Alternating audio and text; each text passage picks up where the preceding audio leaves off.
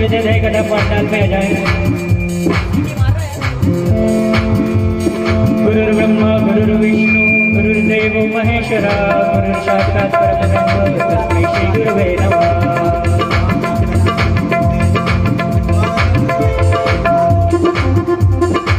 स्वागतम गुरुदेव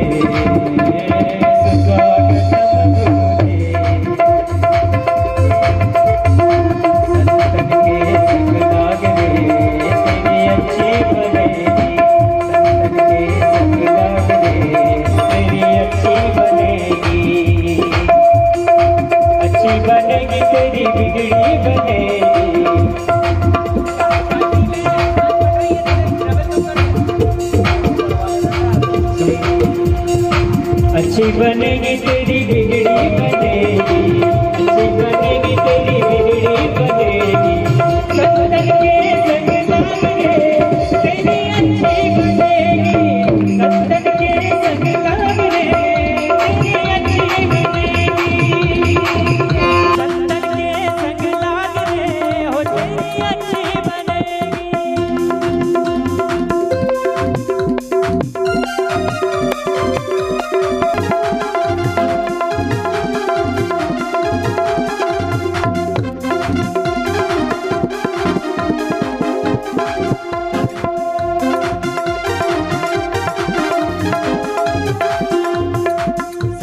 के संग पूर्ण कमाई, संतन के संग पूर्ण कमाई। अरे हो तेरा बड़ा भाग रे तेरी अच्छी बनेगी, हो तेरा बड़ा भाग रे हो तेरी अच्छी बनेगी। संतन के संग लाग रे तेरी अच्छी बनेगी।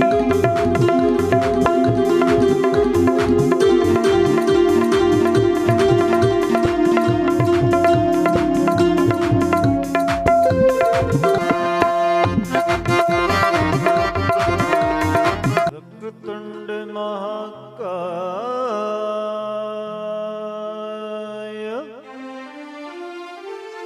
कोटि सूर्य समप्रभा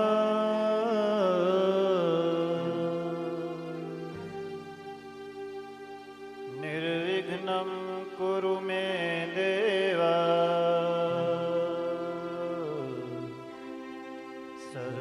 सर्वकार्येषु सर्वदा।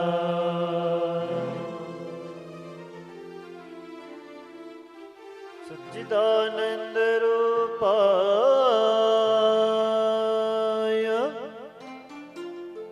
विश्वोत्पत्त्यादि हेतवे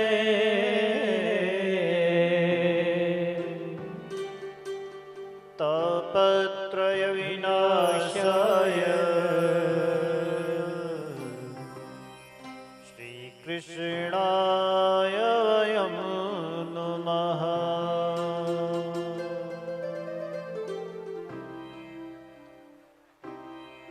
ध्येयं सदा परिभवन्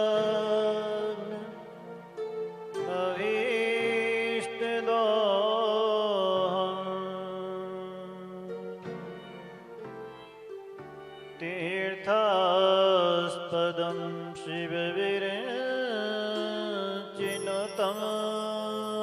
शरण्यम् विद्यार्थिहं प्रणतपाल भवाब्धिपोतम्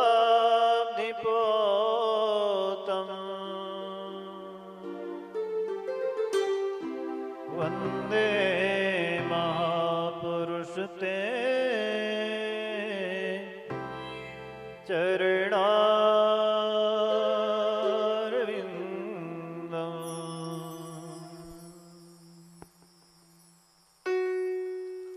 वंशी विभूषितकरान्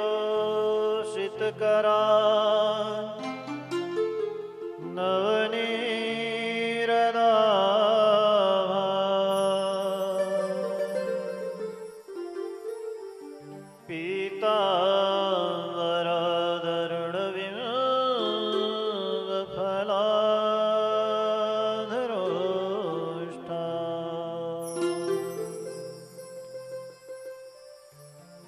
पूर्णेन्दु सुन्दर मुखादरविन्द नेत्रा कृष्णात् परं किमपि तत्त्वमहं न जाने।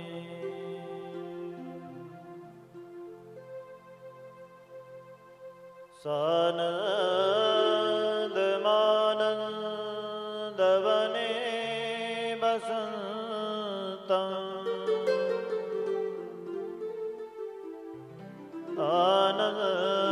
आनन्दकन्दम् हतपापवृन्दम्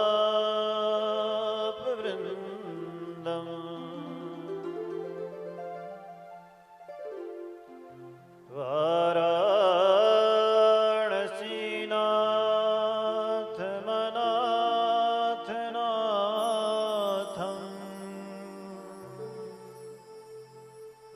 श्रीविश्वनाथम्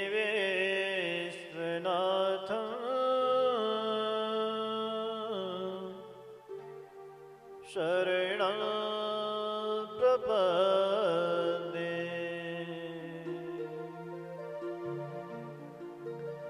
श्रीविश्वनाथं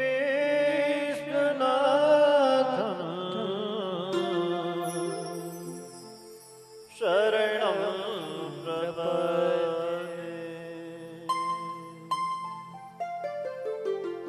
ॐ शान्ति शान्ति शान्ति।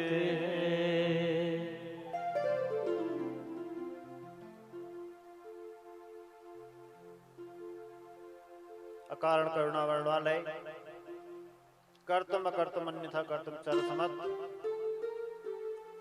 अनंत कोटि ब्रह्मांड नायक परब्रह्म परमात्मा कोटि कंदर गुण निधान सच्चिदानंद स्वरूप श्री भगवान राधा कृष्ण जी के परम पावन युगल चरण कमलों में सादर बंदन दंडवत प्रणिपात करते हुए आशुतोष सौरदानी भूत भावन भगवान श्री काशी विश्वनाथ महादेव जी, भगवती श्री अन्नपूर्णा माँ एवं अनंत कोट ब्रह्मांड नायिका पराम्बा भगवती श्री राजराजेश्वरी के परम पावन युगल चरण कमलों में सादर बंदन दंडवत प्रणिपात करते हुए पतित पावनी पुण्य सलीला माँ नर्मदा मैया, माँ भगवती श्री वैष्णो देवी जी, अनंत बंद संत श्री हनुमंत लाल जी महाराज, आवाहित समस्त देवी देवताओं के राम देवता स्थान देव सभी का वंदन करते हुए प्रातः स्मरणीय अर्चनी वंदनीय परम पूज्यपाद ब्रह्मलीन श्री सद्गुरुदेव महाराज श्री के श्री चरण कमलों का सादर स्मरण वंदन करते हुए मंच पर विराजमान हमारे समादरणीय संत श्री पूर्णानंद सरस्वती जी महाराज, समस्त संत वृंद, समस्त विप्र वृंद, आचार्य वृंद, हमारे संगीतक वृंद एवं समुपस्थित सुधी संस्कारी भगवत चरणवान रागी भगवत कथा रस रसिक सभी भक्तजन, श्रीमद् भागवत सेवा समिति के सभी कार्यकर्तागण एवं भगवती शक्ति स्वरूपा मातृवृंद, श्रीमद् भागवत से ज्ञान यज्ञ के इस सप्ताह के विश्राम दिवस में आज सप्तम दिवस की कथा में हम लोग प्रवेश करें। इससे पूर्व अपने मन और वाणी को पवित्र करने के लिए भगवान का मंगलमय नाम लें, फिर उसी नाम से प्राप्त शक्ति के द्वारा हम अपनी वाणी के द्वारा कुछ बोल सकें।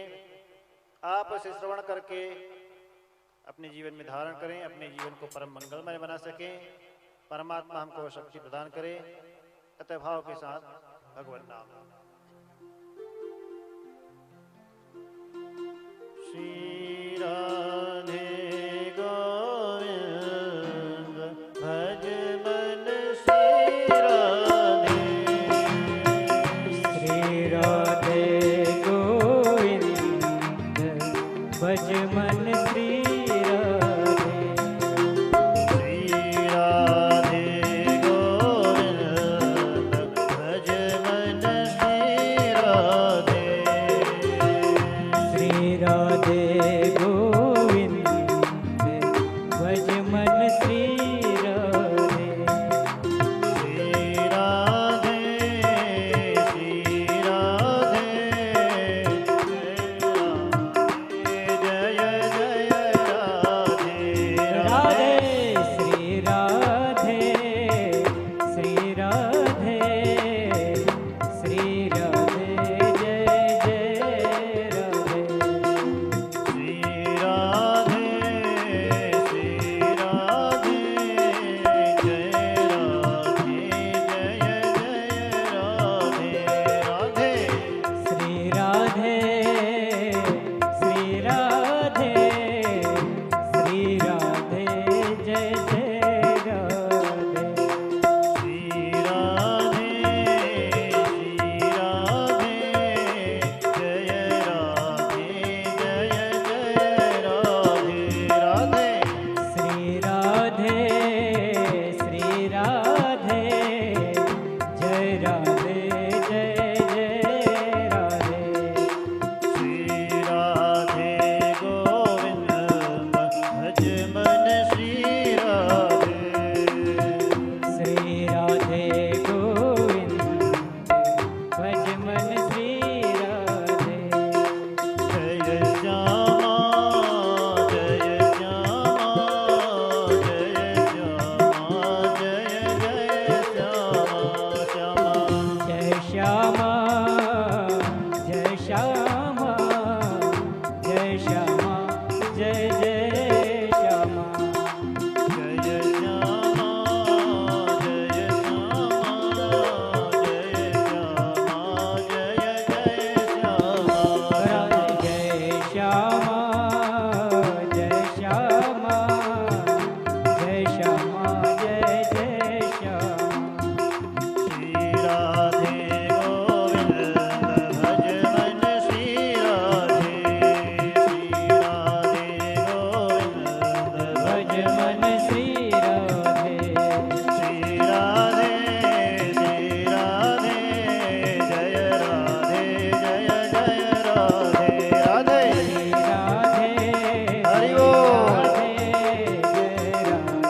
जय जय राधे श्री राधे श्री राधे जय राधे जय जय राधे राधे। श्री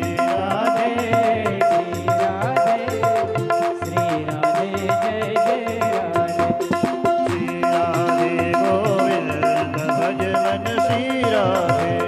श्री राधे गोविंद भज मन श्री राधे।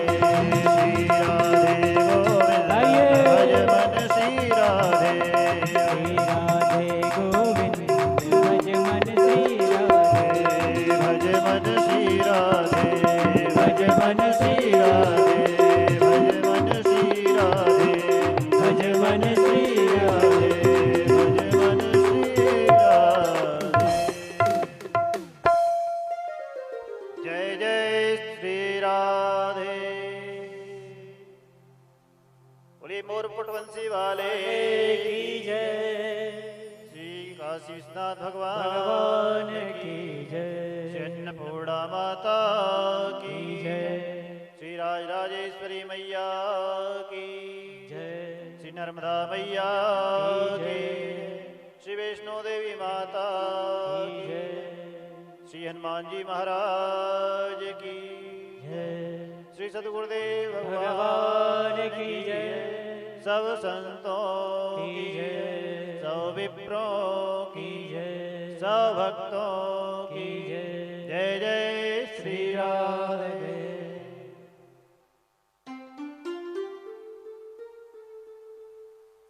श्रीमद् भागवत कथा सप्ताह ज्ञान यज्ञ के षष्ठम दिवस की कथा में कल हम लोगों ने भगवान के मंगलमय लीलाओं का आनंद लिया। भगवान का विवाह उत्सव मनाया गया।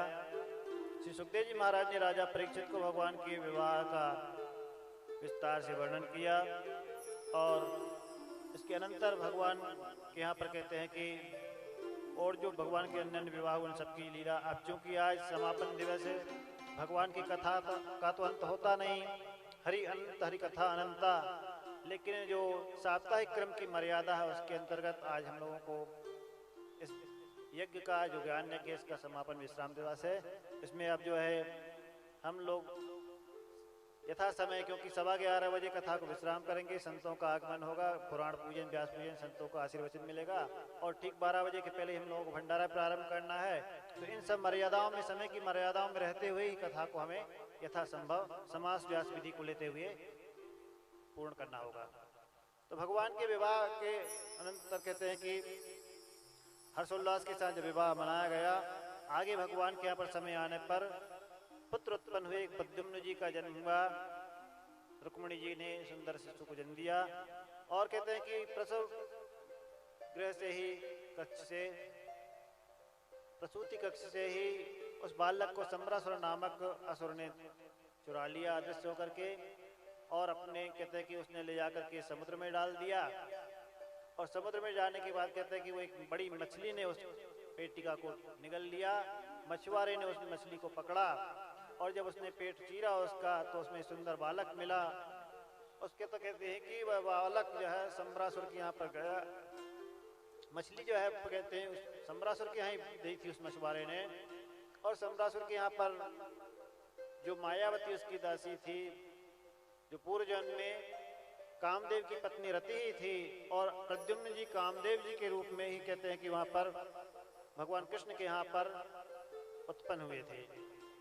जब भगवान महादेव ने कामदेव को भस्म कर दिया था, रति रोती विलाप करती हुई भगवान महादेव के पास पहुंची थी, तब कहते हैं कि भगवान महादेव ने रति को वरदान दिया था कि जब भगवान कृष्ण का अवतार होगा तब तुम्हारा पति उनके यहाँ पर पुत्र रूप में होगा, जिसका वर्णन संकेत मानस में भी गोस्वामी तुलसीदास जी महाराज ने किया कि जब रघुवंश कृष्ण अवतारा होए हरन महामहिमा, जब यदुवंश कृष्ण अवतारा होए हरन महामहिमा, कृष्ण तनय होए ही पति तोरा, कृष्ण तनय होए ही पति तोरा,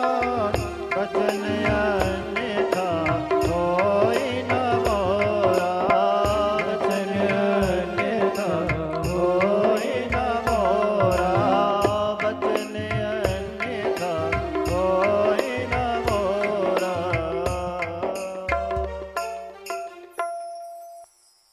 भगवान महादेव ने वर दिया था कि जब भगवान कृष्ण का अवतार होगा यदुवंश में, तब तुम्हारा पति उनके यहाँ पुत्र रूप में होगा, ये मेरा वरदान है। तो उसी वरदान के अनुसार भगवान के यहाँ पर प्रद्युम्न जी कामदेवी पुत्र रूप में हुए, और वो प्रद्युम्न जी बालक को कहते हैं कि सम्रासुर जब ले गए, तो जो रति मायावती के रूप में थी, प्रद्युम्न के यहाँ दासी के रूप में उसने लालन पालन किया।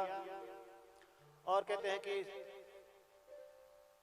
उस मायावती ने ही उन्हें वहाँ पर दिव्य औषधियों का, रसायन आदि का सेवन करा करके शीघ्र ही वह युवावस्था को प्राप्त हुए। इस प्रकार से कहते हैं कि प्रद्युम्न जी ने आए और वहाँ पर कहते हैं कि जब युवावस्था में प्राप्त हुए तो मायावती उनके प्रति हाव भाव कटाक्ष करती थी। प्रद्युम्न जी ने कहा कि तुमने मेरा लालन पालन किया है, फिर इस प्रकार से मेरे प्रति रति भाव से क्यों कटाक्ष करती हैं। मायावती ने सारा वृतांत बताया कि तुम पूर्व में मेरे पति ही थे, सारा वृतांत बता दिया सम्रासुर का, जिस प्रकार से उसने हरण करके लाया था। और फिर उस मायावती ने मायावी शक्ति विद्या जो प्रदान की, प्रद्युम्न जी ने सम्रासुर का वध किया और द्वारका में आए। रुक्मिणी जी ने अपने पुत्र को प्राप्त करके, पुत्र वधु को प्राप्त करके बड़ी प्रसन्न हुई। इधर श्री सुखदेव जी महाराज ने राजा परीक्षित को आगे भगवान के अन्य विवाहों की कथा श्रवण कराई कि भगवान को एक बार मिथ्या कलंक लग गया था। प्रसेन सत्राजित जो है, सत्राजित का भाई प्रसेन एक बार मणि को धारण करके और जंग गया। कहते हैं कि उस मणि को पूर्व में भगवान द्वारकाधीश ने कहा था सत्राजित से कि तुम इस बहुमूल्य रत्न को, मणि को, जो सूर्यकांत मणि है, सेमंतक मणि, इसे राजकोष में जमा करा दो, क्योंकि उस मणि के प्रभाव से 8 भार सोना प्रतिदिन प्राप्त होता था। लेकिन सत्राजित ने नहीं, मना कर दिया। एक बार सत्राजित का छोटा भाई प्रसेन उस मणि को धारण करके वन में गया। वहां पर कहते हैं कि एक सिंह ने उसे मारा। उस सिंह को जाम्बान जी ने मारा और उस मणि को ले गए अपनी गुफा में। इधर सत्यजित ने यह प्रचार कर दिया, भगवान के ऊपर मिथ्या कलंक लगाया कि लगता द्वारकाधीश ने मेरे भाई को मरवाया है। भगवान इस लोकापात को जान करके और प्रसेन की खोज करने के लिए निकले, मणि को खोजने निकले। तो कहते हैं कि उन्होंने मार्ग में मरा हुआ सिंह पाया, आगे बढ़े, जाम्बान जी की गुफा तक पहुंचे।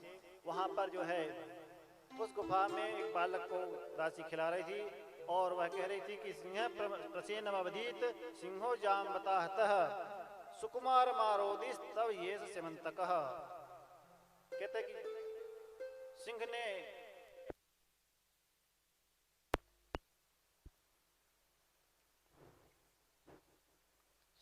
प्रसेन को मारा और प्रसेन जो है सिंह ने प्रसेन को मारा। सिंह जाम्बती बांजी के द्वारा मारा गया और इस बार कहा कि हे बालक तुम मत रो, ये सिमंतक मणि तुम्हारी है। भगवान कृष्ण पहुंचे, उस दासी ने चीख पुकारी, जाम्बान जी आए और कहते कि वहाँ भगवान श्री कृष्ण और जाम्बान जी का 27 दिनों तक युद्ध चला। बाद में भगवान के प्रहार से जाम्बान जी के शरीर की नसें ढीली हुई और उन्होंने अपने प्रभु को पहचाना कि मैं आपको जान गया हूँ कि आप मेरे प्रभु श्री राम ही इस रूप में आए हैं और अब आप ये मणि के सहित मैं अपनी कन्या जाम्बती आपको सौंपता हूँ, पत्नी रूप में स्वीकार किए। इस प्रकार से जाम्बती के साथ भगवान का द्वितीय विवाह हुआ। इधर प्रसेन ने जो है सत्यजित ने अपनी पुत्री सत्यभामा को भी भगवान को समर्पित किया। सत्यजित को जब मणि प्रदान की तो बड़ा लज्जित हुआ कि मैंने भगवान के ऊपर मिथ्या कलंक लगाया और अपने अपराध की क्षमा मांगी। कहा कि आप ये मणि और मेरी कन्या जो सत्यभामा है उन्हें स्वीकार करिए। इस प्रकार से भगवान का तृतीय विवाह सत्यभामा जी के साथ हुआ और सत्यभामा जी के साथ विवाह के अनंतर आगे भगवान का कलिंदी आदि 5 कन्याओं से कहते हैं कि विवाह हुआ। 5वां विवाह भगवान का कहते हैं कि मित्रवृंदा से हुआ।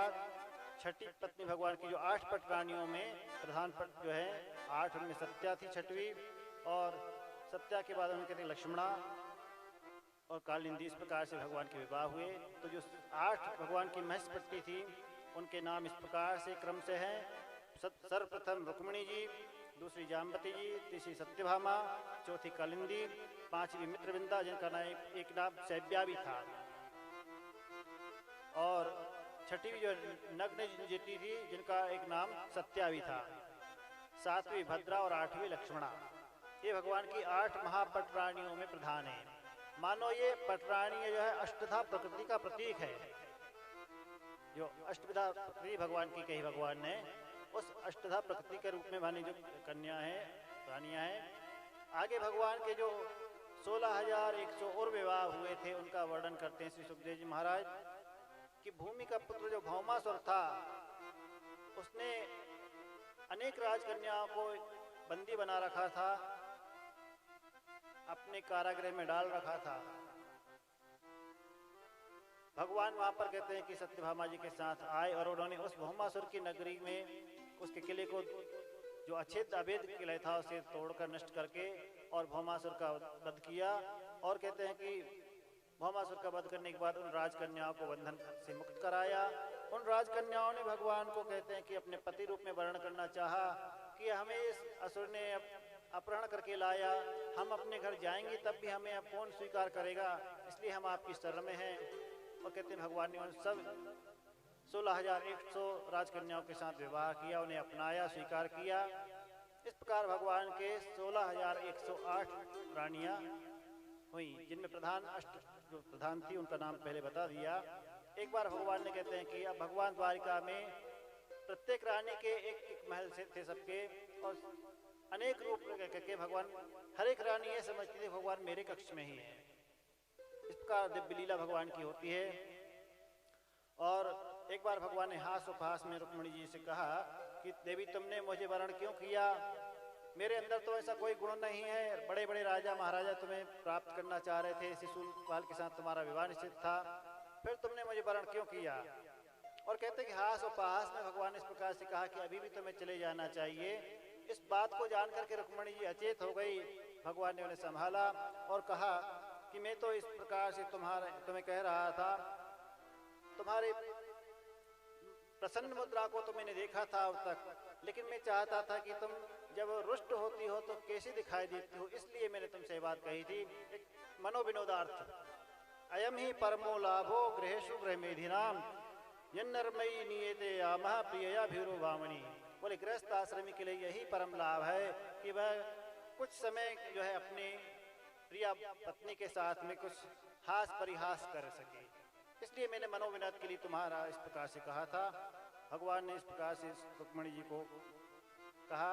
आगे श्री सुखदेव जी महाराज ने उनके वंश का वर्णन करते हैं कि भगवान के यहाँ पर प्रत्येक रानी से 10-10 पुत्र उत्पन्न हुए थे और समय आने पर कहते हैं कि प्रद्युम्न जी का विवाह हुआ। भगवान के जो पुत्र प्रद्युम्न जी थे उनका विवाह कहते हैं कि रुक्मी के पुत्री के साथ हुआ था, जिनके यहाँ अनिरुद्ध जी पुत्र के रूप में हुए।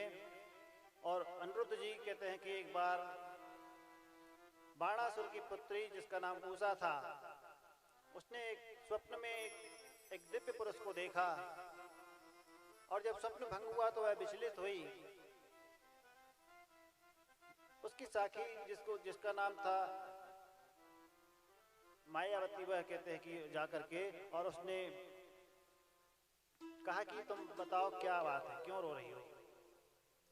उषा ने बताया कि मैंने अपने स्वप्न में एक पुरुष को देखा है और अब मैं उसे प्राप्त करना चाहती हूँ। तो उस सखी ने कहा कि सारे चित्र बनाए उसने, भूमंडल पर जितने भी राजा महाराजा आदि थे जो विशिष्ट पुरुष थे उनके चित्र बनाए, इसलिए उसका नाम चित्रलेखा था। वह मायावी थी, माया जानती थी, आकाश में गमन करना जानती थी। बोले तुम जहाँ भी पुरुष होगा मैं बताती जा रहा हूँ, चित्र बना रही हूँ, जहाँ होगा वहाँ से मैं लाकर तुम्हें प्रदान करूँगी। तो कहते हैं चित्रलेखा ने जब नाना प्रकार के चित्र बनाए, यदुवंश में वसुदेव जी भगवान कृष्ण आदि के बनाए, और बाद में जब अनिरुद्ध जी का चित्र बनाया तो उषा ने कहा हाँ यही पुरुष मैंने देखा स्वप्न में। वह चित्रलेखा आकाश मार्ग से गई और द्वारिका से अनिरुद्ध जी को ले आई और अत्तयपुर में उन्हें स्थापित किया। उषा के कक्ष में अनिरुद्ध जी रहते हैं। एक दिन बाणासुर के गुप्तचरों ने उषा के कक्ष से किसी पुरुष की आवाज सुनी और बाणासुर से कहा कि तुम्हारी पुत्री के कक्ष में कोई पुरुष रहता है लगता है। बाणासुर आया, अनिरुद्ध जी उस समय चौसर खेल रहे थे। बाणासुर ने अपने सेवकों को उन्हें बंदी बनाने के लिए कहा। अनिरुद्ध जी ने अपने परिक के द्वारा सारे सैनिकों को परास्त किया। बाद में बाणासुर ने वरुण पास से उन्हें बांध लिया और पास से बांध करके उन्हें बंदी बना लिया। इधर नारद जी के द्वारा नारद जी पहुंचे द्वारिका में। भगवान श्री कृष्ण से कुशल प्रांत पूछा कि अनिरुद्ध नहीं दिखाई दे रहा, क्या बात है। भगवान ने कहा हाँ मुझे भी बहुत दिन से नहीं मिला। तब उन्होंने सारा वृतांत बताया कि उषा के प्रेम के कारण वह वहां पर बाणासुर के कारागार में है। तब भगवान द्वारिकाधीश यदुवंशियों को साथ लेकर के अक्षौणी सेना लेकर के कहते हैं कि और बलराम जी के साथ बाणासुर की नगरी शोणितपुर पर आक्रमण किए। उधर बाणासुर जो भगवान महादेव का बड़ा अनन्य भक्त था, उसने भगवान को अपनी रक्षा के लिए पुकारा। भगवान देवाधिदेव महादेव बाणासुर की रक्षा की आए।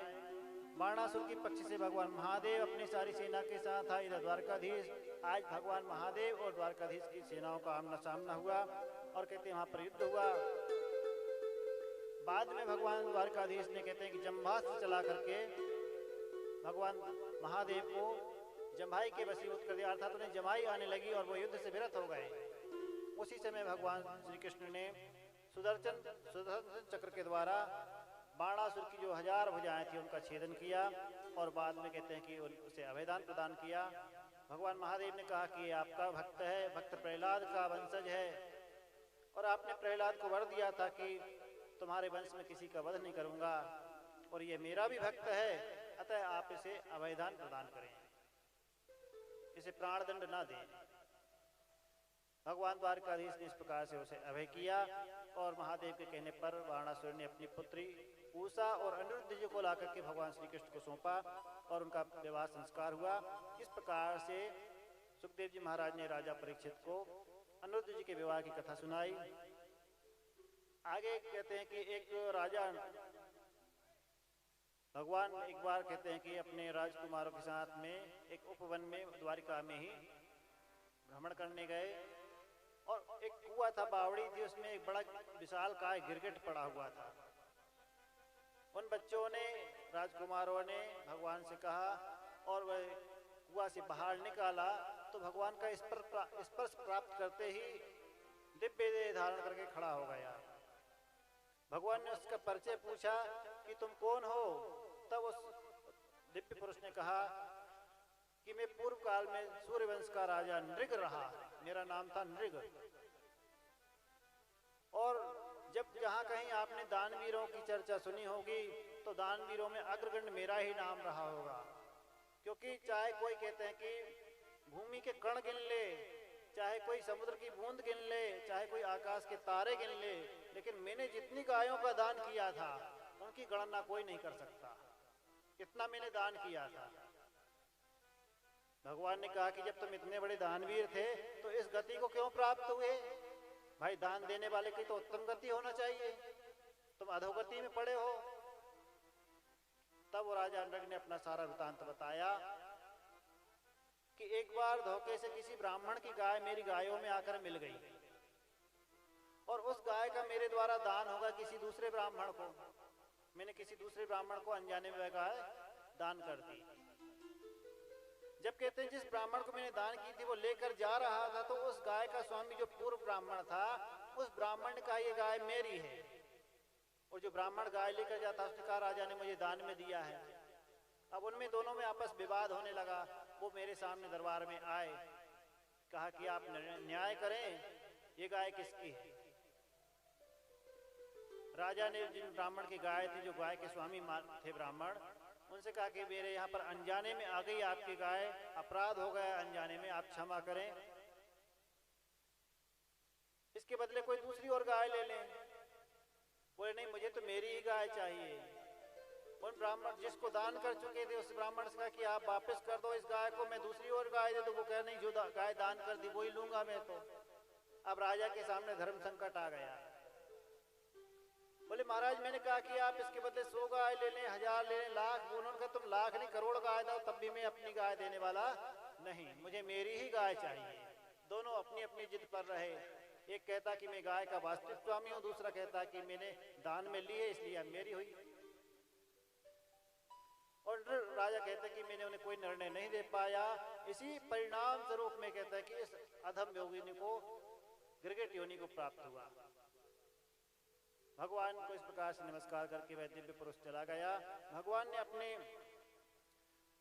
राजकुमारों को शिक्षा दी और कहा कि कभी भी तुम किसी ब्राह्मण की जो है संपत्ति का हरण नहीं करना।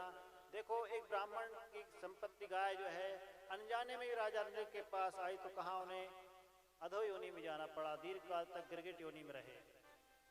और भगवान ने कहा अपने राजकुमार को उपदेश देकर के कि नाहम हलाहलम मन्ये विषम यस्य प्रतिक्रिया ब्रह्मस्वम ही विषम प्रोक्तम नास्य प्रतिबुभुर विभुई। बोले मैं हलाहल विष को विष नहीं मानता, बल्कि ब्रह्मस्व माने ब्राह्मण के धन को ही विष के समान मानता हूँ। क्योंकि कोई जाने अनजाने में यदि विष ले भी ले, खा भी ले तो उसकी तो चिकित्सा उपचार हो जाता है। लेकिन जो ब्राह्मण का धन हरण कर लेता है, धर्म का धन हरण करता है, उसकी कहते कोई उपाय नहीं, कोई उसकी औषधि नहीं है, वो तो भोगना ही पड़ता है। इसलिए भगवान ने कहा अपने बच्चों से कि कभी किसी ब्राह्मण का धन नहीं हरना, क्योंकि वह जो है जल्दी से हजम नहीं होने वाला है, भोगना ही पड़ता है। और उसके लिए भगवान ने आगे बताया इसी प्रसंग में कि स्वदत्ताम परदत्ताम वा ब्रह्म विद्यम हरित्ययः 60 वर्ष सहस्राणी विष्ठायाम जायते क्रमिः। माने जो व्यक्ति अपनी दी हुई स्वदत्ता माने स्वयं अपने द्वारा दी हुई संपत्ति अथवा परदत्ता माने किसी दूसरे के द्वारा ब्राह्मण को दी हुई संपत्ति का हरण करता है, उस व्यक्ति के लिए कहा कि वह 60 वर्ष सहस्राणी माने 60,000 वर्षों तक। ध्यान रखना आप लोग कि क्या कह रहे भगवान यहाँ पर कि 60 वर्ष से 60,000 वर्षों तक जो है विष्ठायाम जायते, कि वह विष्ठा का कीड़ा बनता, कृमि बनता है। ऐसा भगवान ने आप अपने राजकुमारों को भगवान उपदेश कर रहे हैं। इसलिए बोले कि तुम कभी किसी ब्राह्मण का कोई धन हरण नहीं करना। इस प्रकार भगवान ने विस्तार से अपने राजकुमारों को उपदेश दिया। और आगे सुखदेव जी महाराज राजा परीक्षित को श्रवण कर रहे हैं कि इधर बलराम जी जो है द्वारिका से गोकुल में आए, क्योंकि जब गोकुल छोड़ा था तब से अभी तक गए नहीं थे, तो नंद बाबा यशोदा मैया के दर्शन करने के लिए गोकुल में आए बलराम जी।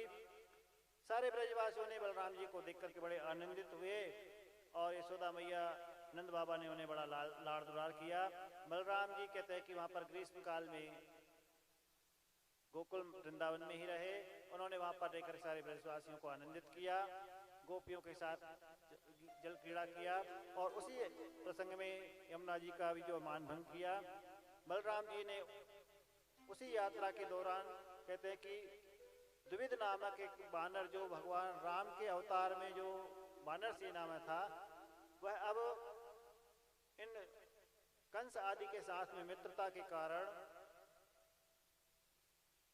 पाप बुद्धि वाला हो गया था, अधर्मी हो गया था, इसलिए बलराम जी ने उसका वध किया।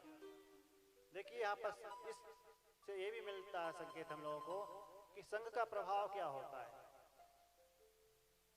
कहाँ तो वह राम अवतार के समय पे भगवान राम की सेना में था, रामादल का द्विविध नामक बानर जो है एक सैनिक था, सेनापति था, लेकिन अब दुष्ट राजाओं के कंस आदि के चाणूर मुष्टिक आदि के सानिध्य में आने से वह स्वयं भी अधर्मी हो गया था।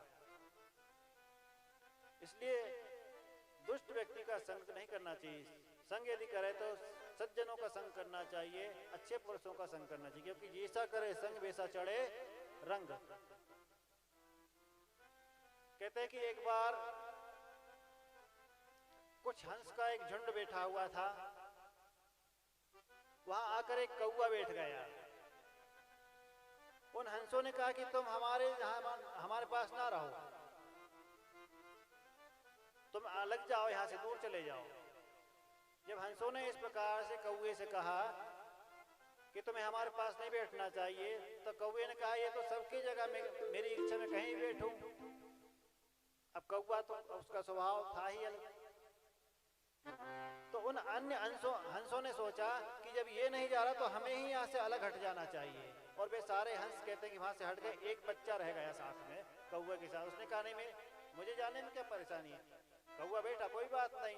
अब वह जो कौवा के साथ रहने लगा हंस का बच्चा, दोनों में मित्रता हो गई। अन्य हंस तो चले गए थे, लेकिन कौवे के साथ एक हंस का बच्चा रह गया। अब कौवे को भूख लगी तो उसने हंस से कहा मित्र मुझे भूख लगी है। हंस ने कहा यहाँ पर मोती हैं, इन्हें चुगो, हम लोग सब मोती की ग्रहण करते हैं। कौवा ने कहा ये मेरा आहार नहीं है। तो क्या आहार तुम्हारा? बोले मुझे तो जो मांस आदि होता है उसका आहार, कौवे का घृणित आहार वो चाहिए, तुम्हें मेरे साथ चलना चाहिए। अब तो हंस का बच्चा जो था कहते कौवे के साथ गया, और कौवे ने जहां पर उसे कुछ कोई मांस का टुकड़ा था मिला, उसे लेकर के आया, वृक्ष की डाली पर दोनों बैठ गए। कौवे ने हंस के बच्चे से कहा लो मित्र खाओ। बोले नहीं, हमारा ये आहार नहीं है, हम तो जो मानसरोवर के मोती चुगने वाले हैं। अब कौवा ने कहा ठीक है तुम ना पाओ ना, मुझे तो खाना ही है। और कहते हैं कि वह कौवा उस मांस के टुकड़े को नोचकर खाने लगा। संयोग से उसके पैर में दबा हुआ था, उससे छूट गया, और नीचे कहते कि एक राजकुमार बैठा हुआ था, उसने देखा मांस का टुकड़ा उसके ऊपर आया। राजकुमार को थोड़ा क्रोध आया क्योंकि उसके सुंदर वस्त्रों पर मांस का टुकड़ा गिर गया था। राजकुमार ने बाण का संधान किया तो कौवा तोड़ गया, और वो बाण लगा हंस को। हंस का बच्चा था, नीचे गिर गया। राजकुमार ने क्षमा मांगी कि मैंने आपको नहीं मारा था बाण, मैंने तो उस कौवे को, क्योंकि जानता था राजकुमार कि हंस का बच्चा तो मांस का स्पर्श भी नहीं करता। बोले मैंने कौवे के लिए निशाना किया था, मुझे क्षमा करो, मेरे द्वारा तुम्हारा अपराध हुआ। तो कहते हैं कि उस हंस ने कहा कि मित्र राजकुमार से कहा महाराज इसमें तुम्हारी गलती नहीं है, ये तो गलती मेरी है, क्योंकि मैंने संग उस दुर्जन का किया, ना मैं उसका संग करता ना मेरी ये गति होती। तो कहने का मतलब सज्जनों माताओं कि जैसा करे संग वैसा चढ़े, और वैसे संगति का फल हमें भोगना पड़ता है। तो यहाँ पर द्विविध का भी जो है जो रामादल में था उसका भगवान बलराम जी के द्वारा वध हुआ, क्योंकि उसने अन्य दुष्टों का संग कर लिया था, कंस आदि का। आगे कहते हैं कि इसी प्रसंग में आगे सांब का बंधन हुआ। सांब को कहते हैं कि दुर्योधन आदि ने बंदी बना लिया था और बलराम जी ने आकर के उन्हें छुड़ाया। सांब का विवाद दुर्योधन की पुत्री लक्ष्मणा के साथ हुआ। इस प्रकार भगवान द्वारिका में रह करके इधर दिव्य लीला उनकी चलती है। नारद जी भगवान के दर्शन करने के लिए आए दिन आते रहते हैं और उद्धव जी की सर्वसम्मति से कहते हैं मंत्रणा से भगवान का इंद्रप्रस्थ जाना होता। भगवान इंद्रप्रस्थ गए और वहां पर पांडवों के द्वारा कहते हैं कि जो अश्वमेध यज्ञ कराया था उसमें कहते हैं कि भगवान ने जब पांडवों से कहा अश्वमेध यज्ञ कर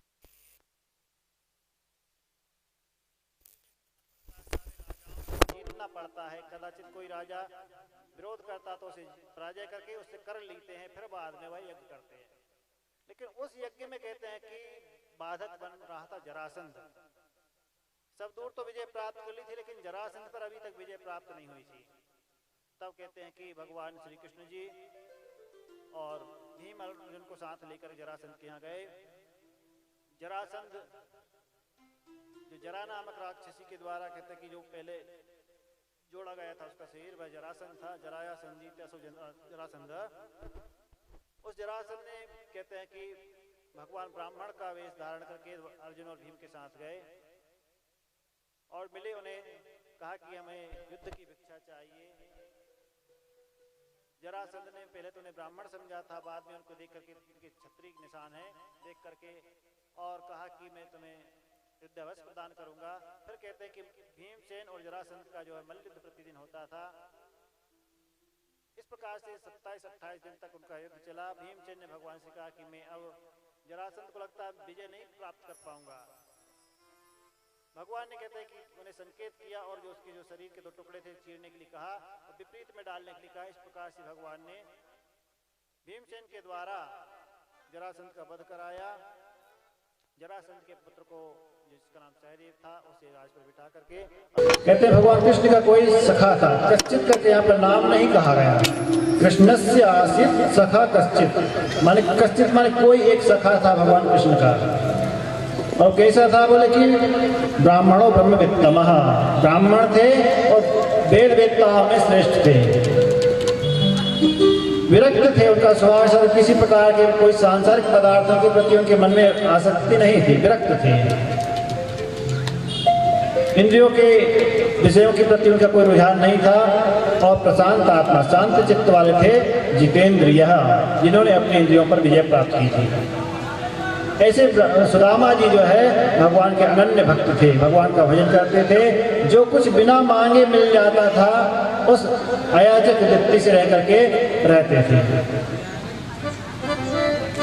सुदामा जी तो बड़े अनन्य भक्त थे। इस प्रकार से उनकी पत्नी का नाम कहते हैं सुशीला था। सुशीला जी यथा नाम तथा गुणवाणी थी, सुंदर उनका स्वभाव था, सुशील थी। लेकिन घर में कुछ नहीं होने के कारण कहते हैं कि एक बार उनके यहाँ पर खाने को कुछ नहीं रहा, कहीं कोई अन्न प्राप्त नहीं हुआ। सोचे एक दिन की एकादशी होती, 2 दिन तो एकादशी होती नहीं है, आगे अन्य दिन तो एकादशी होती नहीं है। वहाँ आज क्या व्रत है?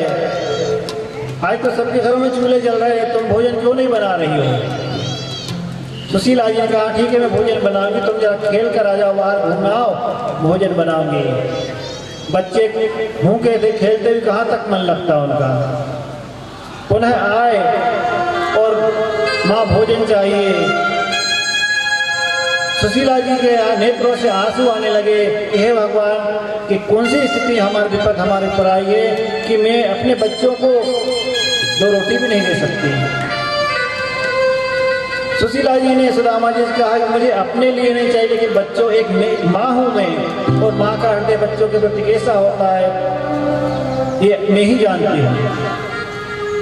अतः आपको द्वारकाधीश के पास जाना चाहिए। कदाचित आपकी इच्छा नहीं मानने की, तब भी आप दर्शन के लिए तो चले जाइए, वो तो अंतर्यामी सब कुछ देने वाले जानने वाले हैं। जब इस प्रकार से कहते हैं कि सुशीला जी ने कहा तो सुदामा जी जो बड़े व्यक्त स्वभाव वाले थे।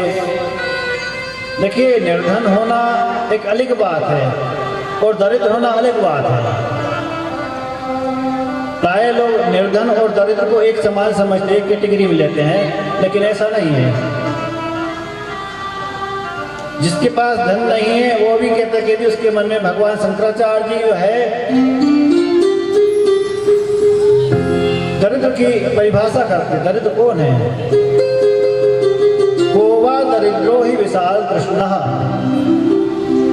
प्रश्नोत्तरी में भगवान शंकराचार्य जी लिखते हैं कि दरिद्र कौन है, ये प्रश्न होगा। कोवा दरिद्रो, ये इतना प्रश्न कर दिया और उसी में आगे कहते हैं कि विशाल कृष्ण, ये उत्तर दे दिया कि जिसके अंदर विशाल कृष्ण है उस कामनाओं का विस्तार इसके अंदर है। ये मिल जाए, ये मिल जाए। वह कामनावान व्यक्ति जो है जिसके अंदर तृष्णाएं हैं प्राप्त करने की सांसारिक पदार्थों को, वो यदि बड़ा भारी धनवान भी यदि है और उसके अंदर इस प्रकार की यदि कामना रहती है, तृष्णा रहती है, तो कहा वह जो है दरिद्र है। कोवा दरिद्रो ही विशाल कृष्ण। लेकिन सुदामा जी ऐसे नहीं है, उनके पास धन का तो अभाव है लेकिन तृष्णा मन में नहीं है, धन प्राप्त करने की इच्छा नहीं है, इसलिए वो धनहीन होते हुए भी दरिद्र नहीं है। सुदामा जी के पास धन नहीं फिर भी वो है दरिद्र नहीं, क्योंकि वह विरक्त हैं। उनके लिए कहा कि विरक्त है वो। तो सुदामा जी ने, लेकिन जब बार बार सुशीला जी ने कहा तो कहा ठीक है, अच्छा मैं जाता हूँ। अयम ही परमो लाभ उत्तम श्लोक दर्शनम। सबसे बड़ा लाभ यह होगा कि उत्तम श्लोक भगवान द्वारकाधीश का दर्शन मुझे प्राप्त होगा। लेकिन वो द्वारकाधीश है और शास्त्र का नियम यह है कि रिक्त हस्ते न गंतव्यम राजानाम देवतम गुरुम, कि खाली हाथ राजा के यहाँ, देवता के यहाँ और गुरु के यहाँ नहीं जाना चाहिए। कभी भी आप राजा के, अब तक राज का राजा नहीं रह गए लेकिन पहले की बात बताएं कि राजा के यहाँ आप किसी देव दरबार में जाते, भगवान के मंदिर में जाते हैं वहाँ, और किसी गुरु के, अपने गुरु के संतों के यहाँ जाते हैं, वहाँ पर खाली हाथ नहीं जाना चाहिए। कुछ नहीं तो पत्रम पुष्पम जो भी आपके पास हो वो लेके जाना चाहिए। इसलिए शास्त्र की मर्यादा के रिक्त हस्ते न गंतव्यम राजानाम देवतम गुरुम, इन तीन के यहाँ खाली हाथ नहीं जाना चाहिए। सुदामा जी ने कहा कि द्वारकाधीश के यहाँ जा तो सकता हूँ लेकिन खाली हाथ कैसे जाऊँगा, उन्हें भेंट करने के लिए मेरे पास तो कुछ है भी नहीं है। सुशीला जी ने कहा कि आप चिंता ना करें, और वह गई पड़ोस में 4 मुट्ठी चावल के घर से मांग लाई और एक फटे पुराने कपड़े टुकड़े में जो है बांध करके पोटली दे दी और कहा कि ये ले जाइए, ये ले जाकर द्वारकाधीश को देना और कहना कि आपकी भाभी ने भेजा है। द्वारकाधीश से इस प्रकार से मेरी भेंट पहुंचा देना। सुदामा जी कहते हैं कि चले, घर से निकले, लेकिन कृष्णकाय हैं, भूखे प्यासे हैं, चलते ही उन्हें चक्कर आने लगता है। सुशीला देखती और प्रार्थना करती है, द्वारकाधीश मेरे पति की रक्षा करना। सुदामा जी घर से बाहर थोड़े निकले, गांव से बाहर, और एक वृक्ष के नीचे विश्राम करने लगे क्योंकि थक गए थे, ज़्यादा शरीर में शक्ति थी नहीं। लेकिन भगवान ने अपनी योग माया के प्रभाव से उन्हें निद्रा अवस्था में ही द्वारका में पहुंचा दिया। सुदामा जी ने जब देखा निद्रा भंग हुई तो देखते कि अपने आप को द्वारका में पाया। लोगों से पूछा, बड़े बड़े भवन बने हुए, तो भैया ये कौन सा नगर है? मैं तो वृक्ष के नीचे कहाँ आ गया, ये कौन सा नगर है? लोगों ने कहा ये द्वारका है। बोले द्वारका ही तो हमें जाना था, इतने जल्दी कैसे आ गया? अच्छा भैया बताओ हमारे कन्हैया का घर कौन सा है? बोले कौन कन्हैया? यहाँ कोई तो कन्हैया हमारी जानकारी में तो है नहीं। अरे बोले कि वो जो द्वारका का मालिक है, यहाँ का स्वामी जो है। तब उन सेवकों ने कहा कि ऐसा क्यों बोल रहे हो कन्हैया, वो तो हमारे राजाधिराज महाराज द्वारकाधीश हैं कृष्णचंद्र, ऐसा उनका सम्मान पूर्वक नाम लेना चाहिए, तुम तो कन्हैया बोल रहे हो। बोले, उन्होंने बताया कि वो हमारा मित्र है, बचपन में हम लोग गुरुकुल में एक साथ रहे। जब इस प्रकार से कहा द्वारकाधीश के मिलने के लिए द्वारपालों से, तो कहते हैं कि द्वारपालों ने कहा कि आपको जो भी चाहिए हमसे बोलिए, आपको नमस्कार, आप ब्राह्मण देवता है, आपको धन चाहिए, गौ चाहिए, वस्त्र चाहिए, क्या चाहिए हमें आज्ञा दे। द्वारकाधीश ने हमें आदेश दे रखा है कि द्वार पर जो भी ब्राह्मण आए बिना पूछे उनके मुंह मांगी वस्तु उन्हें प्रदान की जाए। अतः आपको जो भी चाहिए मुझे हमें बताएं, हम आपको दे देंगे। सुदामा जी ने कहा मुझे कोई धन आदि नहीं चाहिए, मैं तो भगवान सिर्फ द्वारकाधीश के दर्शन करने आया हूँ। इस प्रकार से द्वारकाधीश को दर्शन करने के लिए सुदामा जी ने कहा, आप जो कि आज समापन दिवस है तो भजन आदि तो नहीं करेंगे, इस प्रसंग का जो है कथा के रूप में इसको निकाल देते हैं आगे। द्वारकाधीश ने द्वारपालों से कहा था कि जो ब्राह्मण है उसकी आप इच्छा पूरी करना। तो द्वारपाल ने जब कहा, लेकिन सुदामा जी ने कहा कि नहीं, मुझे धना नहीं चाहिए, मुझे दर्शन कराइए। तब एक सेवक गया, द्वारकाधीश से कहा, और सुदामा जी ने अपना परिचय बता दिया था कि मेरा नाम सुदामा है। द्वारकाधीश से आकर कहना कि वो मेरे बचपन के मित्र हैं, सखा हैं। सुदामा जी के संदेश को लेकर के कहते हैं कि एक जो द्वारपाल था वह द्वारकाधीश के पास भवन में पहुंचा, प्रणाम किया, नमस्कार किया और कहा कि प्रभु आपके दर्शन करने के लिए कोई ब्राह्मण द्वार पर हैं। और उनके स्वरूप का वर्णन करते हैं कि कहा कि ना तो उन्होंने के किसी प्रकार के कोई वस्त्र आभूषण विशेष आदि पहन रखे हैं, फटे पुराने वस्त्र, मेली कुचेली धोती पहन रखी है। और इस प्रकार से नृत्य कहते हैं कि उन्होंने कहा, इस बात को सवैया के रूप में जो कहते हैं कि रसखान जी ने वर्णन किया। शीश पगाना झगा